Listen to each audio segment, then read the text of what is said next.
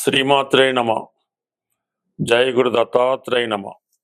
ఈ వీడియోలో మనం శుక్రగ్రహ సంచారం గురించి తెలుసుకునే ప్రయత్నంలో ప్రస్తుతం శుక్రుడు సింహరాశి యందు సంచరిస్తూ కేతుగ్రహంతో కలిసి ఆగస్టు 1వ తారీఖు వరకు సంచరించడం జరుగుతుంది. ఇక ప్రధానంగా మన టాపిక్లో ఆగస్టు 1వ తారీఖు నుంచి సెప్టెంబర్ 2వ తారీఖు మధ్యలో ఈ శుక్రగ్రహం కన్యా రాశి యందు సంచరించడం జరుగుతుంది.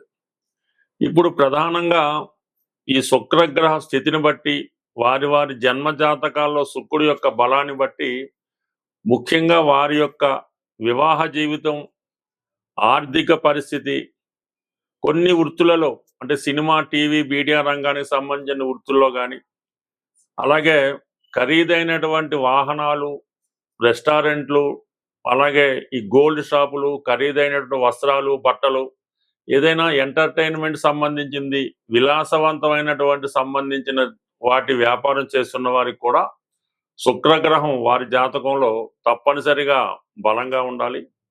మరి ప్రస్తుతం ఈ శుక్రుడు ఏదైతే ఈ ధనకారకుడు, లిక్విడ్ ధనానికి, బంగారానికి కారకుడైనటువంటి శుక్రుడు ప్రస్తుతం ఈ సింహరాశిలో కేతువుతో కలిసి ఉండడం వల్ల ఇది చాలా వరకు ఆర్థిక పరంగా ఇంచుమించుగా ప్రతి రాశి వారికి కూడా ఫైనాన్షియల్గా చాలా స్ట్రెస్ ఎక్కువ ఏర్పడుతూ ఉంటుంది.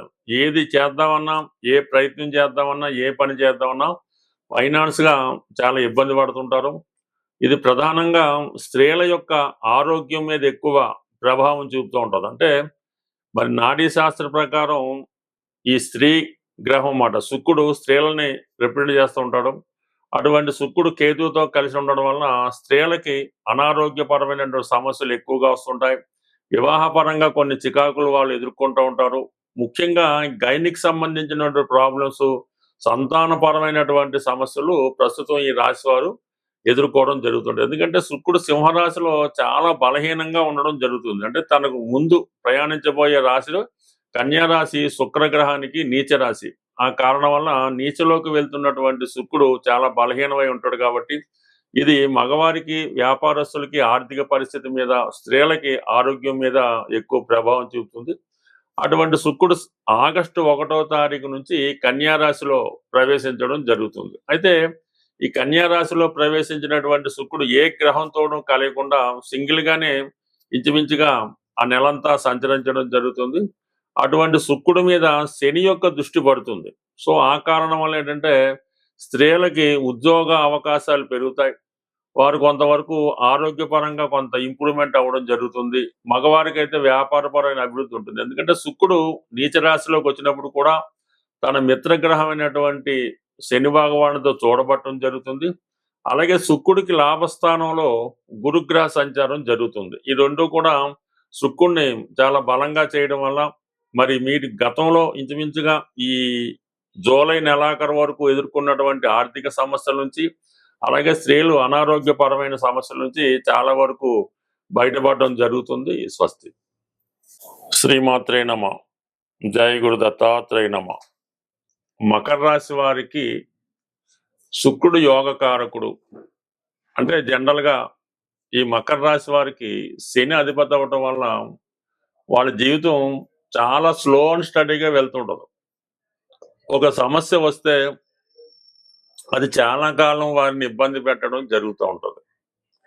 అయితే దాన్ని శుక్రుడు సబ్స్టిట్యూట్ చేస్తుంటాడు అనమాట. శుక్రుడు ఈ రాశి వారికి పంచమ దశమాధిపతిగా ఉండడం వల్ల ఏంటంటే ప్రధానంగా వారిలో ఉన్నటువంటి టాలెంటు, నైపుణ్యం, కళాకారుడు కానీ ఏ వృత్తిలో నైపుణ్యం ఉంటుంది, ఏ వృత్తిలో వీళ్ళకి ఇంట్రెస్ట్ ఉంటుంది, ఇవన్నీ పంచమ స్థానంలో శుక్రుడు కారకత్వం వహిస్తున్నాడు వీళ్ళకి. అలాగే దశమం కాబట్టి వృత్తి, జీవన విధానం, ఏ వృత్తిలో వీళ్ళు జీవిస్తారు అన్నది కూడా శుక్రుడే వీళ్ళకి నిర్ణయించడం జరుగుతుంది. అటువంటి శుక్రుడు ప్రస్తుతం అష్టమ స్థానంలో సంచరిస్తున్నాడు ఆగస్టు 1వ తారీఖు వరకు. అంటే ఎప్పుడైనా అష్టమ స్థానంలో ఏ గ్రహం వచ్చినా దానికి సంబంధించినటువంటి విషయాల్లో మార్పు రావడం జరుగుతుంది. ఈ దశమాధిపతిగా వృత్తిపరమైనటువంటి చేంజెస్ అన్నది ఈ రాశి వారికి రావడం జరుగుతుంది. సడన్ గా వృత్తిలో గ్యాప్ రావడం కానీ, వృత్తి మానివేసి వేరొక వృత్తిలో కంప్లీట్ గా చేంజ్ అవ్వడం జరుగుతుంటది. ఏదో ఉద్యోగం చేస్తున్నాడు, ఏదో సినిమా ఫీల్డ్ లోకి వెళ్ళాడు, ఇంకో వ్యాపార రంగంలోకి వెళ్ళాడు. ఈ విధంగా వృత్తిపరంగా సడన్ గా చేంజ్ రావడం జరుగుతుంది. అయితే కేతువుతో కలిసి ఉండడం వలన ఏ నిర్ణయం తీసుకోలేకపోతుంటాడు. ఉద్యోగం అయితే మానేస్తాడు, చేస్తున్నటువంటి వ్యాపారాన్ని ఆఫ్ చేయడం జరుగుతుంది. ఏం చేద్దామన్న ఆలోచనలో సమయం గడుస్తూ ఉంటది. ఏదో అక్కడ లేకుండా ఈ మనీ అంతా వేస్ట్ చేస్తూ ఉంటాడు. అంటే ఈ ఉద్యోగం మానేతలు వచ్చిన ధనం, ఈ దాచుకున్న ధనంతో ఖర్చు పెట్టడం ప్రస్తుతం జరుగుతుంది. అలాగే ఏంటంటే కొంతవరకు ఏదో అక్కర్లేని కాలక్షేపాలు, ఇతరుల విషయాల్లో కలగ చేసుకోవడం, స్త్రీలతో విరోధం, కుటుంబ సభ్యులతో విరోధాలు, ఇవన్నీ చికాకులుగా ఉంటే ఏదన్నా ఆగస్టు 1 తర్వాత 9వ స్థానంలోకి రావడం జరుగుతుంది. ఏదైనా భాగ్యస్థానంలోకి వచ్చినప్పుడు ఆ కారకత్వం ద్వారా జాతకుడికి అదృష్టం రావడం జరుగుతుంది. ప్రధానంగా మరి ఎక్కువగా ఈ శుక్రుడు స్త్రీలకి తొందరగా తన ఎఫెక్ట్ ఇవ్వడం జరుగుతూ ఉంటుంది. ఎవరైతే ఈ మకర రాశిలో స్త్రీలు ఉద్యోగం కొరకు ఎదురు చూస్తున్నారు, లేదంటే వివాహపరంగా వివాహం చేసుకొని వేరే కంట్రీయో వేరే రాష్ట్రం వెళ్దాం అనుకున్న వాళ్ళకి ఇది మీకు అనుకూలించే అవకాశం ఉన్నది. అంటే ఇప్పటిదాకా మీరు అనుకున్నది ఒకలా ఉంటది, ఆగస్టు 1 నుంచి మీ యొక్క ఆశయం పూర్తిగా మారిపోతుంటది. ఏదో విధంగా జీవితంలో రాజీ పడి అక్కర్లేని కోరికలన్నీ పక్కన పెట్టి వచ్చిన దాంతో సంతృప్తి పడదాం అన్న విషయంలో ఉంటుంది. అంటే ముందు ఈ గండం నుంచి బయటపడితే చాలు అన్న విధంగా. ఎందుకంటే శని ఈ శుక్రుడిని కన్యా రాశిలో ఉన్నటువంటి శుక్రుడిని చూడడం వల్ల కంప్లీట్ గా మీకు కొన్ని కొత్త అవకాశాలు రావడం జరుగుతూ ఉంటది.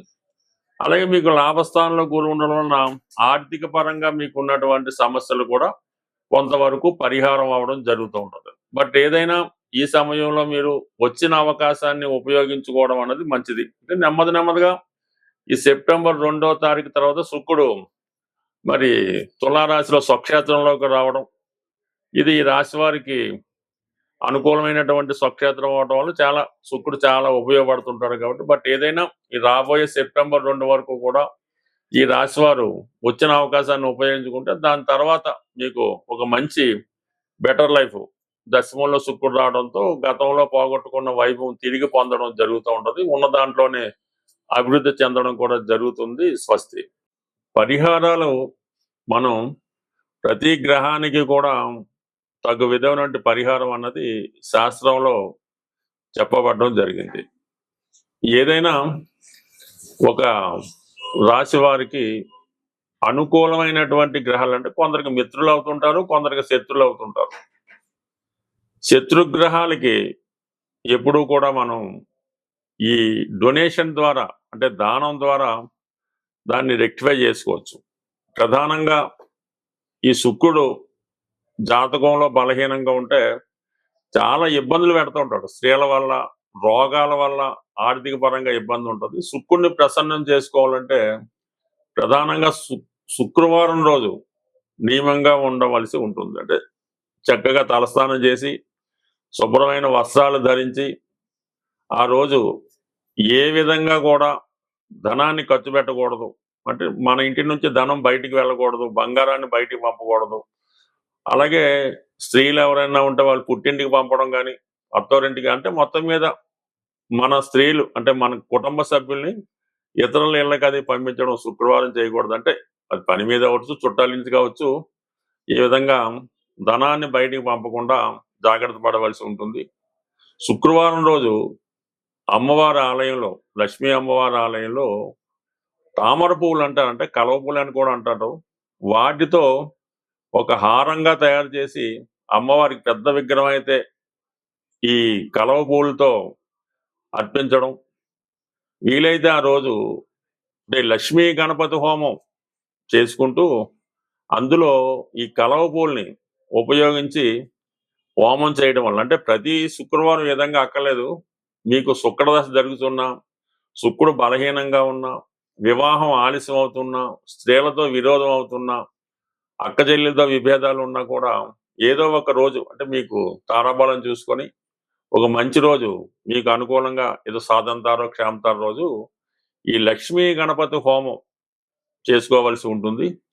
దొరికితే 108 తామర పూలు లేదా కలవ పూలు లేని పక్షంలో తామర గింజలు, ఇప్పుడు అవి అన్ని పూజా స్టోర్లో తామర గింజలు దొరుకుతున్నాయి.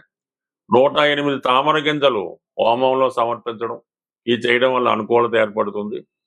అలాగే శుక్రవారం రోజు ఆంజనేయ స్వామి వారి ఆలయంలో 6 గులాబీ పూలు, చాలా ఫ్రెష్గా తాజాగా ఉన్నటువంటి 6 గులాబీ పూలు శుక్రవారం ఈవినింగ్ సంధ్యా సమయంలో హనుమాన్ ఆలయంలో సమర్పించి 6 ప్రదక్షిణలు చేసి ఏదైనా ఒక స్వీటు, జాంగిరి కానీ జిలాబీ కానీ అక్కడ ఉన్నటువంటి భక్తులకి పంచిపెట్టడం వల్ల శుక్రగ్రహ అనుగ్రహం కలుగుతుంది. ఇంకా ప్రధానంగా వెరీ సింపుల్ రెమెడీ ఏంటంటే, చిన్నపిల్లలు అంటే 8వ సంవత్సరం లోపు ఉన్న పిల్లలు, చిన్నపిల్లలు ఎవరైతే ఇంకా పూర్తిగా ఊహ రాకుండా ఉన్నటువంటి అమ్మాయిలు, ఆడపిల్లలకి మీ చుట్టుపక్కల పిల్లలన్నా మీ కుటుంబ సభ్యుల పిల్లలైనా వాళ్ళకి ఈ శుక్రవారం రోజు వీలైతే వారంతో నిమిత్తం లేదు, వాళ్ళకి ఇష్టమైనటువంటి స్వీట్స్ వాళ్ళకి పంచిపెట్టడం వల్ల కంప్లీట్గా మీకు మంచి శుక్రగ్రహం పెరుగుతుంది.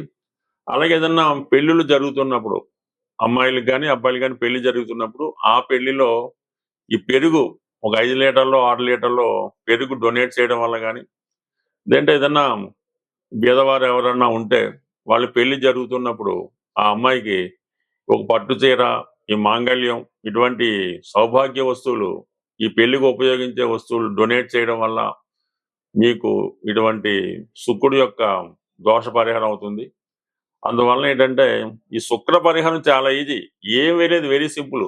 మీ కుటుంబంలో స్త్రీలకు ఇబ్బంది రాకుండా, వాళ్ళకి ఎటువంటి బాధ కలగకుండా, వాళ్ళ కంటి నుంచి నీరు రాకుండా, వాళ్ళని గౌరవప్రదంగా చూడటం వల్ల ఆటోమేటిక్గా మీ శుక్రుడు జనరేట్ అవటం జరుగుతుంది. అలాగే మీరు కూడా ఎల్లప్పుడూ కూడా చాలా వరకు ప్రతిరోజు కూడా శుభ్రమైనటువంటి అంటే మంచి వస్త్రాలు ధరించడం, నీట్గా ఉండడం, స్త్రీలను గౌరవించడం, కుటుంబాన్ని, గృహాన్ని శుభ్రంగా ఉంచుకోవడం.